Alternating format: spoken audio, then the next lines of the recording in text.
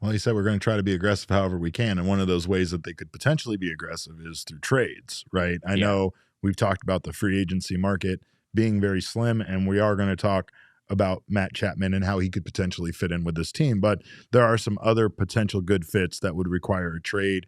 And a couple of them just kind of have me wondering like how much these players would cost in a trade, and if the Diamondbacks are willing to be that aggressive as far as trades go.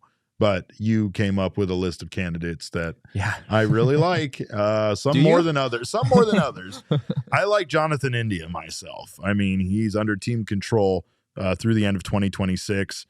His defense not great. That's the big problem there. But offensively, I think that he is a little bit of the answer.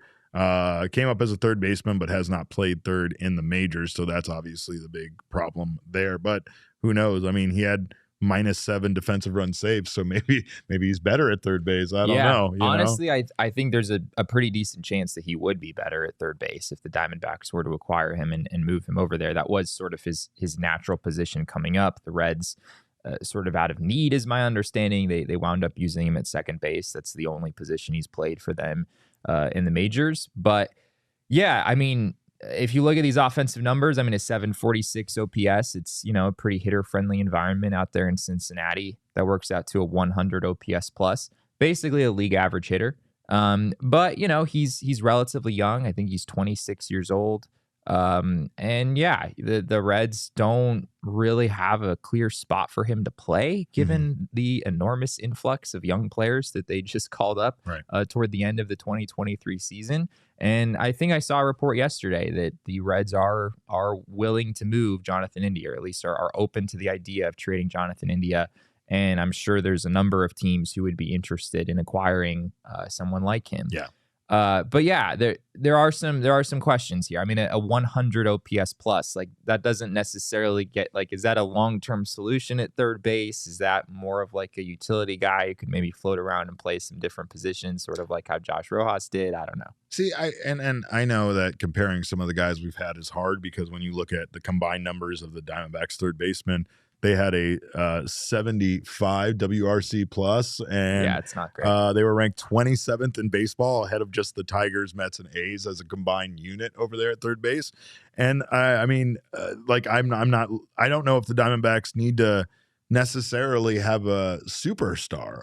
Of course, Nolan Arenado is the name everybody brings up when they want Diamondbacks to trade for somebody, but I just don't think have a great year in 2023 for sure. And I think that someone like Jonathan India potentially could come over here and flourish a bit, not only under this coaching staff, but just the ability to return to the natural position that he played previously in his career, right? But also just a guy. I mean, they just need a guy that can contribute like this. Like, his contributions aren't, again, when you look at the guys that were playing third base, I mean, it's kind of a combination of them. So at least you have one more consistent guy in there playing as an everyday player, rather than platooning and getting the production out of three guys in order to make up what India can do. I mean, he hit 17 home runs, right? He stole 14 bases. Is he a fantastic everyday option at third base? No, but is he pretty clearly better than what the Diamondbacks have in house? Yeah, I think he absolutely is. And he's also, as I said, he's 26 years old. There, you can still dream a little bit on what Jonathan India could become potentially. He's only played 3 seasons in the majors. I also, at one point during the season, when we were talking about Corbin Carroll at one point with Diamondbacks hitting coach Joe Mather, I asked Joe, have you ever seen a rookie do anything like this? Talking about Corbin Carroll and just the outstanding rookie season that he had. And Joe Mather talked about Jonathan India. He was the Reds hitting coach when Jonathan India came up. Yeah. And you look at his numbers, India's numbers from 2021, his rookie season, he hit 21 homers that year, 69 RBI, 12 stolen bases. He had a 122 WRC plus that year.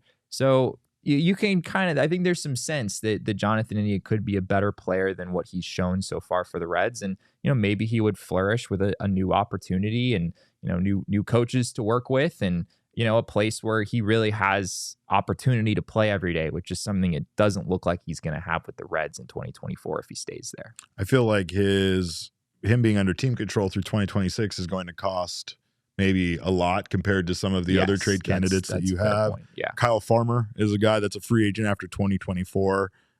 This is his final year of arbitration, so he would essentially be more of a rental.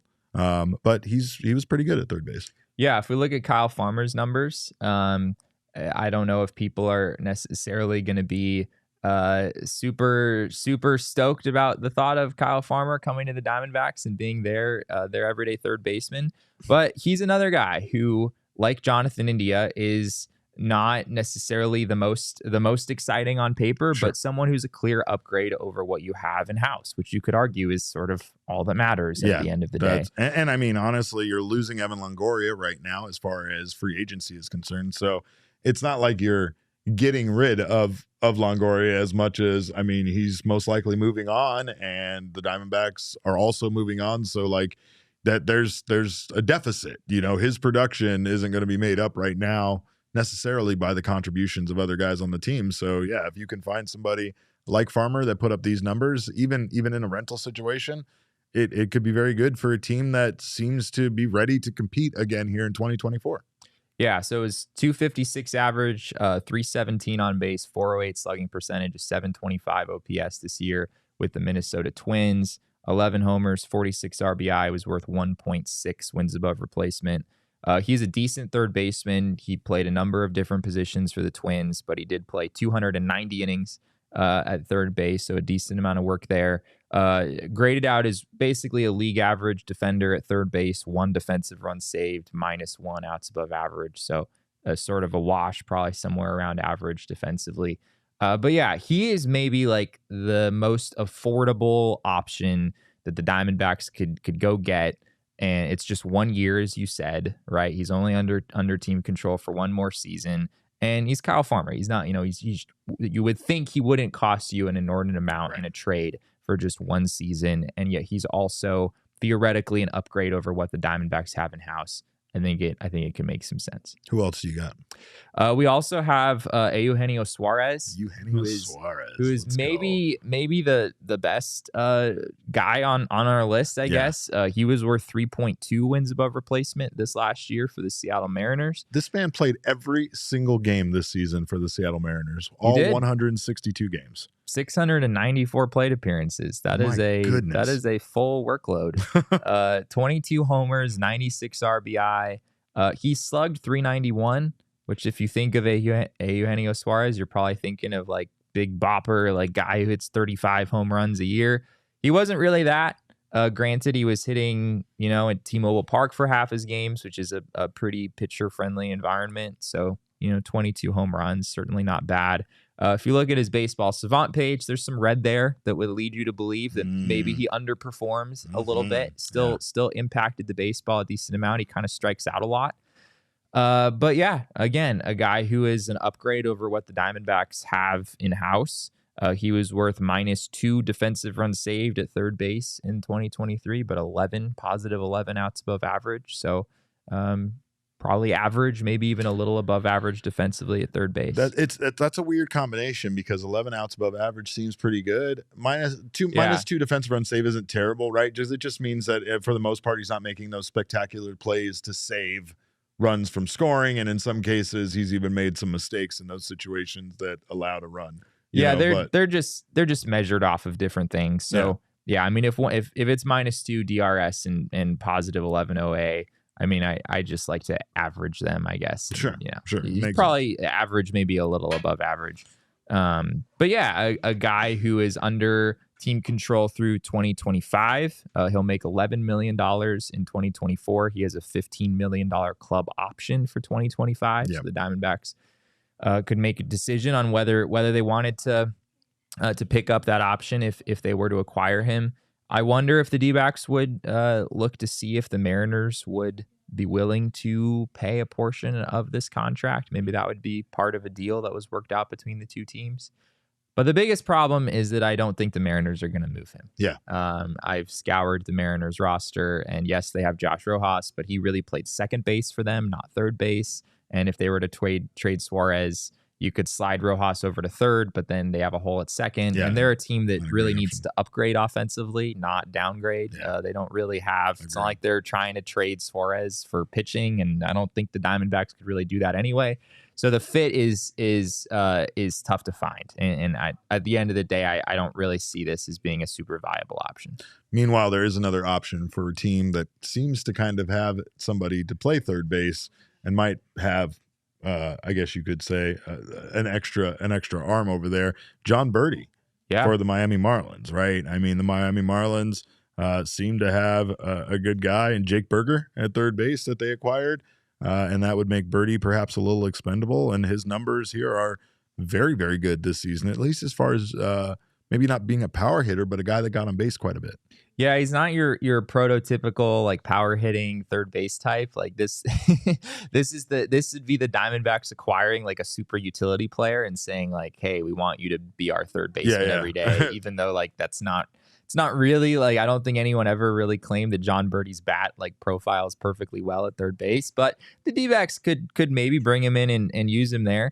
He hit 294 in 2023 with the Marlins in 424 plate appearances. Only slugged 405, only had 7 home runs, but he did have a 748 OPS. And again, it's a matter of just comparing what's out there with what you already have. Yeah. And John Birdie would be a pretty clear upgrade in my book. Michael says, imagine Birdie and Carroll on the bases together. I'm with it. He stole 41 bases, I think, in 2022. Sounds chaotic. He stole 16 in 2023. He was 16 for 22. Yeah. Didn't quite do as much damage on the bases, but you know what happens when, guys who have good sprint speed join forces with Dave McKay. You tend to steal a decent number of bases. And he also is a pretty decent defender. 5 defensive runs saved, 2 outs above average at third base this year. He played a bunch of different positions. He actually played shortstop more than anywhere else for the Marlins. But yeah, as you said earlier, like I think the Marlins could maybe part with him. They have Josh Bell to play first. They have Luis Ariz at second.